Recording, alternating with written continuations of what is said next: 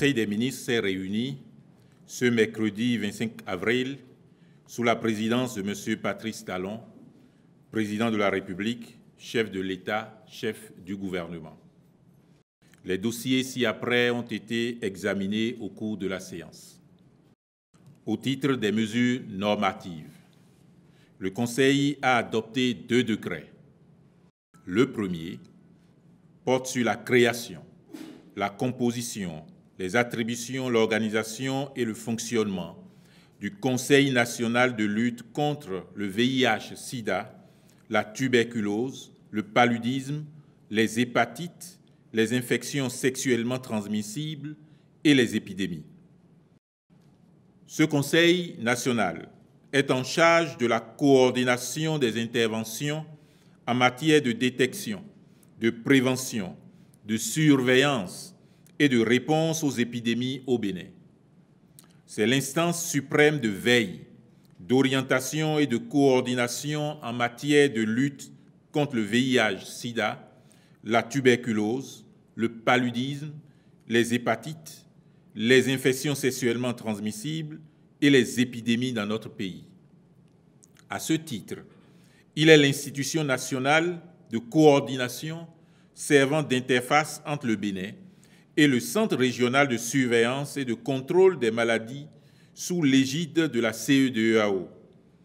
Il a pour attribution, premièrement, de veiller au bon fonctionnement du système de surveillance épidémiologique.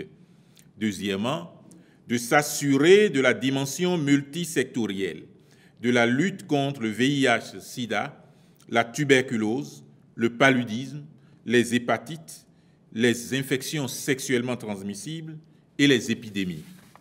Troisièmement, d'harmoniser l'élaboration des plans d'appel de secours aux épidémies. Quatrièmement, de coordonner la mobilisation du financement du Fonds mondial au Bénin. Cinquièmement, enfin, de veiller au suivi de la performance de tous les projets et programmes, ainsi de suite.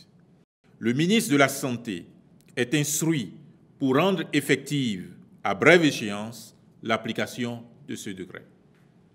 Le second dossier porte sur la déclaration d'utilité publique du périmètre objet de décision de justice des consorts à Oglélé, si dans la commune de Ouida. La justice a confirmé le droit de propriété de la collectivité à Oglélé sur un domaine situé dans la commune de Ouida. L'exécution de cette décision aura pour conséquence directe des démolitions massives d'habitations et des expulsions à grande échelle de personnes occupant les lieux de leur propre chef ou de celui de présumés propriétaires ayant succombé au procès. Cela constitue une source potentielle de troubles à l'ordre public et de perturbation de l'équilibre social. Or, au terme de l'article 525 du Code foncier et domanial, citation, lorsque l'expulsion forcée affecte ou implique d'importants groupes de population, l'État a l'obligation de consulter les personnes concernées, d'étudier et de prendre les mesures alternatives possibles aux fins d'éviter ou de minimiser le recours à la force. Fin de citation. Aussi, l'article 529 du même Code dispose-t-il que, citation, « si l'exécution d'une ordonnance, d'un jugement ou d'un arrêt doit entraîner des démolitions massives d'habitations construites sur des parcelles d'une superficie cumulée de plus de 5000 m², l'État procède à l'expropriation pour cause d'utilité publique des parcelles concernées après un juste et préalable dédommagement des propriétaires des dites parcelles. » Fin de citation. En l'espèce, la superficie concernée est largement supérieure au seuil fixé par la loi. C'est pour ces raisons que le présent décret de déclaration d'utilité publique a été adopté comme préalable au processus d'expropriation. Le Conseil a instruit les ministres concernés aux fins d'accomplir les diligences nécessaires pour sa mise en œuvre effective. Au titre des communications, sous cette rubrique, les comptes rendus portant sur les matières suivantes ont été approuvés. Premier dossier. Les anomalies relevées au greffe du tribunal de première instance de Cotonou. La passation de charges entre les greffiers en chef sortants et entrants du tribunal de première instance de première classe de Cotonou a révélé de graves anomalies. En effet, Mme Désirée Tossounon Zakari a été nommée le 4 août 2017 en remplacement de M. Abou Seydou, admis à la retraite le 1er octobre 2017. Elle est entrée en fonction le 19 octobre sans que son prédécesseur daigne lui passer service. À plusieurs reprises et sous divers prétextes, celui qui a occupé la fonction de 2011 à 2017 a évité de satisfaire à cette exigence et n'a pas fait le point des comptes bancaires ouverts sous sa responsabilité. L'inspection des services judiciaires, saisie de cette situation, a dû adresser une demande d'explication au greffier en chef sortant. C'est alors qu'il s'est résolu à procéder à la passation de charges le 9 mars 2018, soit plus de 5 mois après son départ du greffe. À l'occasion de cette passation de service, des anomalies et contradictions sont apparues dans sa gestion des fonds de greffe. Les dites anomalies et irrégularités consignées dans le procès-verbal contradictoire de passation de charges ont permis de constater des incohérences d'une ampleur considérable entre les soldes attendus et les soldes effectivement disponibles dans les différents comptes bancaires. Ainsi, à la date du 9 mars 2018, la gestion de M. Abou Seydou présente un déficit non justifié de 1 515 550 311 francs CFA.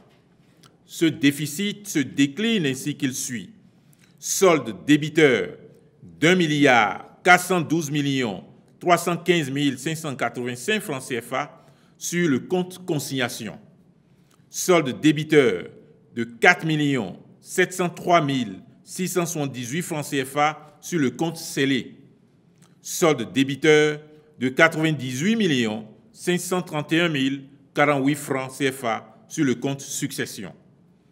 Il convient de signaler que les sommes d'argent déposées sur ces différents comptes représentent les sommes reçues par le greffier en chef au titre des consignations ordonnées par décision judiciaire, les fonds de scellé ainsi que les fonds de certaines successions dont la gestion lui est confiée.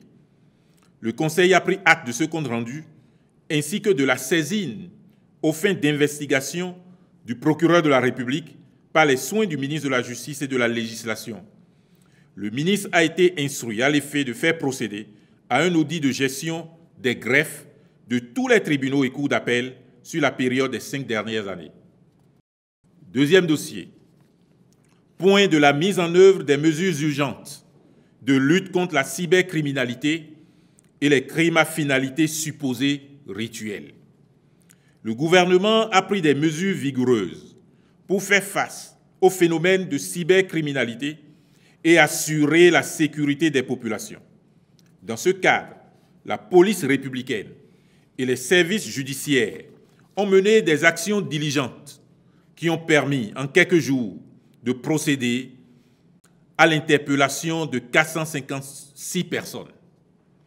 De façon spécifique, le point au niveau des parquets généraux renseigne qu'au parquet général d'Abomey, 9 procédures sont déférées devant les chambres de flagrant délit et les cabinets d'instruction. Courant mars-avril, 30 personnes ont été inculpées, dont 25 en détention provisoire et 5 poursuivis sans mandat de dépôt. Au parquet de Lokossa, 3 affaires sont actuellement en cours, dans lesquelles 14 personnes sont poursuivies, dont 10 en détention provisoire et 4 sans mandat de dépôt. Au niveau du parquet général de Parakou, 17 personnes sont poursuivies devant le tribunal de première instance de Parakou, 3 devant le tribunal de Djougou et 1 personne devant le tribunal de Natitengou. Toutes ces personnes sont placées en détention provisoire. Au niveau du parquet général de Cotonou, 67 personnes sont poursuivies à Cotonou, 19 autres à Ouida, dont 1 est déjà condamnée. 35 personnes sont poursuivies devant le tribunal de première instance de Porto Novo, dont 23 sont en détention provisoire et 12 poursuivis sans mandat de dépôt. À Abomey-Calavi, 41 personnes sont poursuivies, la plupart étant en détention provisoire. Prenant acte de ce compte-rendu, le Conseil a instruit les ministres concernés à l'effet de rendre compte dans de brefs délais du point des moyens complémentaires à mettre à la disposition de la police républicaine et de la justice pour une prévention et une répression efficace des infractions cybernétiques et des crimes y liés. Troisième dossier, le prix des produits pétroliers au titre du mois de mai 2018. La commission d'ajustement des prix a noté une hausse des cours de tous les produits pétroliers, à savoir, en ce qui concerne l'essence, 0,7,65%, le pétrole, 4,91%, gasoil, 8,13%, le gaz domestique, 4,12%, comparativement à leur valeur du mois précédent. Conformément au mécanisme d'ajustement, les prix des produits pétroliers valables pour compter du mardi 1er mai 2018 se présentent comme suit. Essence, 525 francs le litre. Pétrole, 545 francs le litre. Gasoil, 535 francs le litre. Mélange, 605 francs le litre. Gaz domestique, 505 francs le kilogramme. Enfin, au titre des rencontres et manifestations internationales, le Conseil a autorisé, premièrement, l'organisation à Cotonou du 8 au 11 mai 2018 de la 10e réunion des experts et du comité ministériel de pilotage du programme de développement de l'autoroute du corridor Abidjan-Lagos. Deuxièmement, l'organisation du premier congrès conjoint de la Société béninoise de rhumatologie et de la Société togolaise de rhumatologie sur les réalités de la pratique rhumatologique en Afrique subsaharienne à Grand Popo du 20 au 21 septembre 2018. Je vous remercie.